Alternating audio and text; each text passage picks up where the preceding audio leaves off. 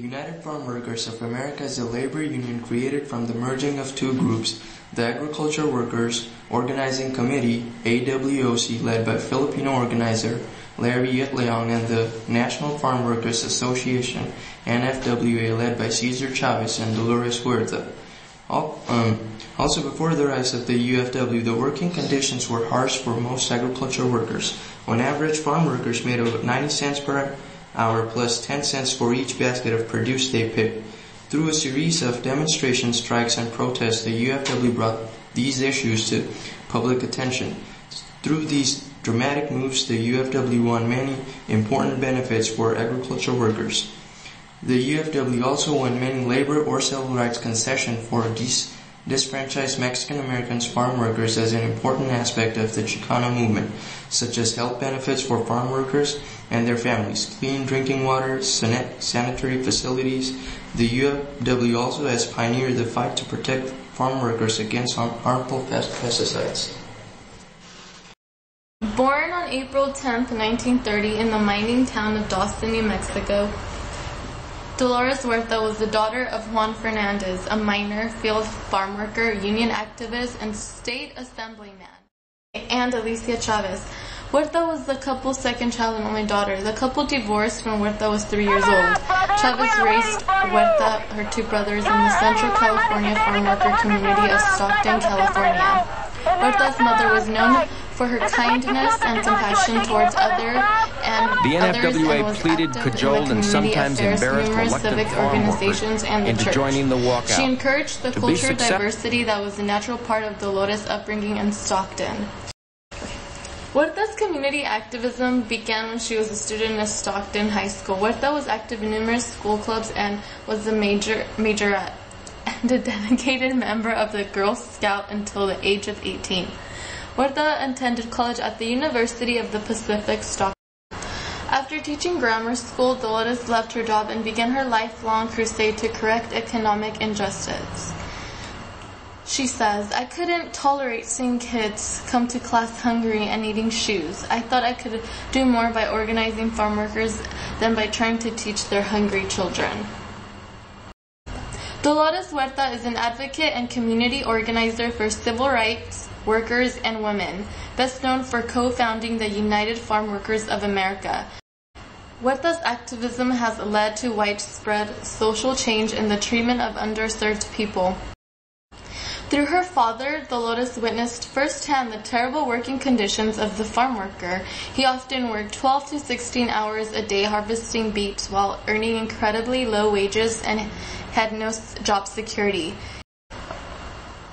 After she resigned in 1962, she joined Cesar Chavez and Delano. She was convinced that these workers in poverty could never escape through the CSO strategy of pressure group politics. What they needed was a union. Dolores and Cesar established the Farm Workers Association. This new organization was founded on the principle of nonviolence, public action, and volunteerism. Dolores and Cesar covered the state, recruiting new members for the FWA. In January 1963, Cesar Chavez was elected president of the United Farm Workers, and Dolores Huerta was elected vice president. In 1962, Huerta and Chavez founded the National Farm Workers Association. The 1965 Delano Grape Strike was a major catalyst for the group's effort.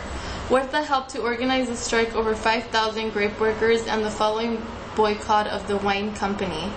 This work led to a 3-year contract about bargaining agreements between California and the UWF. Huerta negotiated contracts for workers and managed an entire hiring system to increase the number of available jobs. She also fought against the use of harmful pesticides and for unemployment and health care benefits for agriculture workers. Once again, in 1973, Huerta led a consumer boycott that had lasting effects.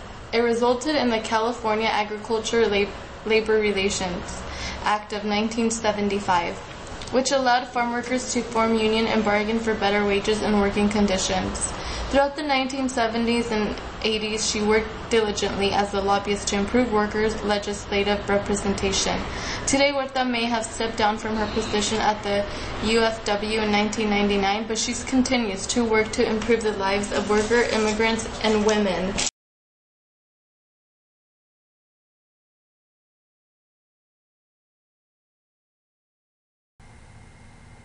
Hello, my name is Cesar Chavez, and today I'm going to give you a little bit of my history.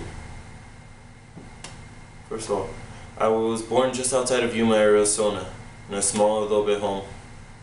It was there where I first learned what my true life's passion would be, was seeking justice by learning about injustice. When I was young, my father and my family were swindled out of our home. And it was there where we began our lives as migrant farm workers. As a young child, I wasn't really too good at school, but later on in life, it was there that I discovered that education was the only way to break the circle of poverty. I traveled around many different locations and farms, all the way from Arizona to Salinas, Kings Valley, McFarland, and even here in San Jose. It was in San Jose where I truly got involved in activism. I started off, it was in San Jose where I was influenced by Father Daniel McDowell over in the Guadalupe Church, or Nuestra Señora de Guadalupe, over here in the east side, or the Sal Si Puedes neighborhood, which translates to get out if you can. And those of us who know the east side, we know. I began working for the community service organization, and from there, me and Dolores Huerta would eventually organize the United Farm Workers Association, which turned into United Farm Workers. I think one of the main reasons we were so successful in gathering everyone is just that we were ordinary people. We were Chicanos, like the rest of them. We weren't some big hotshots who came and really tried to take over. We were simple people. We just wanted better working conditions, better pay, you know. We did this all through lots of different things. For one, we incorporated the huelga bird in our signs, and that was the Aztec eagle that you see on the red and black. Part of the reason we chose that Aztec eagle is because this gives the people, reminds them of their Aztec heritage, and, you know, symbolize dignity and honor. The other one was really heavy, was the actual Virgen de Guadalupe. You know, most of the migrant farm workers are Catholic, so by giving them something to relate, you know, we're all struggling in this. We really like to choose that.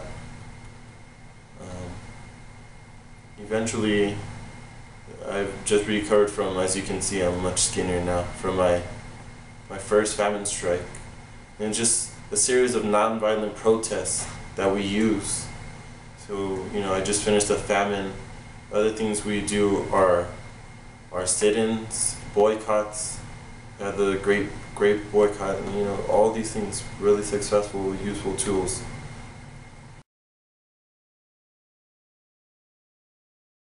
There were many events such as strikes, boycotts, and marches. One boycott was at the Stanley Liquor Company, who owned the vast majority of the vineyards in San Joaquin Valley. This and other great boycotts were a success in getting growers to sign their first union contracts, granting workers better pay, benefits, and protection. Strikers used non-violence, only their voice. Although they did not use violence to get their message through to the growers, the police officers and Teamsters did. The Teamsters and police officers used many weapons such as guns, sticks, and whatever else they could get to hurt the strikers. Strikers were brutally hurt, being called, and thousands were arrested. Also, there was the Sacramento March. The National During the Farm Workers month of Association March voted and April to join the strike. 1966, With only $87 in its treasury, and strikers went upon a 340-mile march from Delano to the steps of the state capitol in Sacramento. The march was effective in getting national attention.